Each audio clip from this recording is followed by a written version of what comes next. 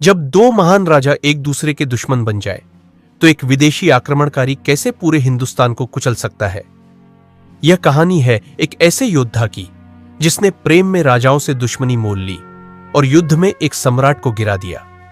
नाम था पृथ्वीराज चौहान, शत्रु था मोहम्मद गोरी और सबसे बड़ा धोखा दिया जयचंद ने। 12वीं सदी का भारत, दिल्ली और अजमेर पर शासन था राजपूत वीर पृथ्वीराज चौहान तृतीय का और पूर्व में फैला था कन्नौज राज्य, जिसके राजा थे गहड़वाल वंश के शासक जयचंद। दोनों शक्तिशाली, दोनों महत्वाकांक्षी, और यही महत्वाकांक्षा इन दो सम्राटों को शत्रु बना गई। कभी सहयोगी रहे पृथ्वीराज और जयचंद के बीच रिश्ते तब और बिगड़ गए जब इतिहास की सबसे प्रसिद्ध प्रेम कथा जन्म लेती है, पृथ्वीराज और संयोगिता की प्रेम गाथा।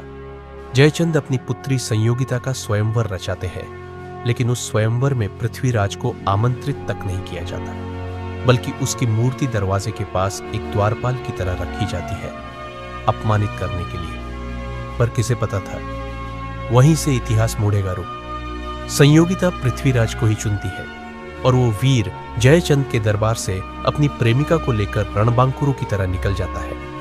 ये सिर्फ एक प्रेम कहानी नहीं थी, ये एक साम्राज्य के अपमान और प्रतिशोध की आग थी।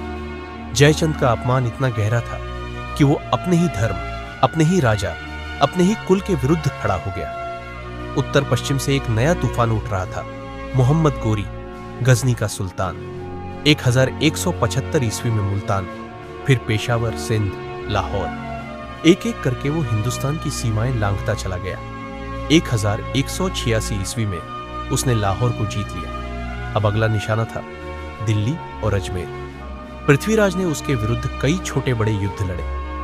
पृथ्वीराज रासों में तो 21 युद्धों का उल्लेख है, पर असली टक्कर आई तराइन के मैदान में। और इसी मैदान में जयचंद ने अपना अंतिम विश्वासघात किया।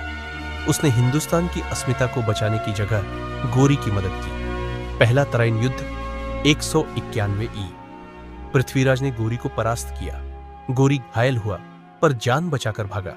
लेकिन अगले ही वर्ष 292 ई दूसरा तराइन युद्ध हुआ और इस बार जयचंद की निष्क्रियता और पृथ्वीराज की रणनीतिक गलतियां भारी पड़ी।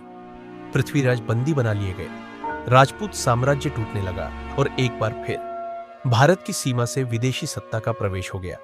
पृथ्वीराज हार गए, पर उनकी वीरता आज भी इतिहास की सबसे गर्व भरी गाथा है।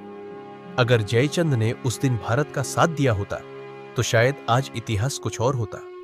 पर वीर पृथ्वीराज की गाथा हर युग में गूंजती रहेगी, क्योंकि वो हार कर भी अमर हो गया।